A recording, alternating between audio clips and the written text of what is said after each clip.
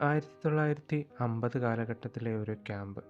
അവിടുത്തെ ക്യാമ്പ് ലീഡറായ റോസും നേഴ്സായ ജിന്നും നല്ലൊരു സൗഹൃദ ബന്ധത്തിലാണ്. പോകെ പോകെ അതൊരു പ്രണയബന്ധമായി മാറുവാൻ തുടങ്ങുന്നു.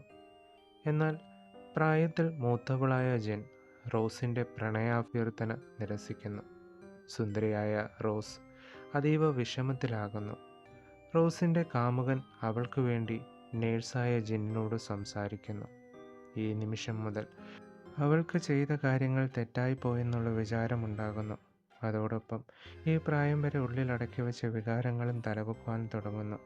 ഒന്നും ആലോചിക്കാതെ ആ രാത്രി റോസിൻ്റെ റൂം ലക്ഷ്യമാക്കി നടന്നു. വഴിയിൽ കണ്ട ക്യാമ്പ് മാനേജറിനോട് കാര്യങ്ങൾ പറഞ്ഞു മനസ്സിലാക്കി. എന്നാൽ അതീവ ദുഃഖത്തിലായിരുന്ന റോസിനെ എങ്ങനെയൊക്കെയോ കാര്യങ്ങൾ പറഞ്ഞു മനസ്സിലാക്കുന്നു. അതോടൊപ്പം അവളോടുള്ള പ്രണയവും തുറന്നു പറയുകയും ചെയ്യുന്നു.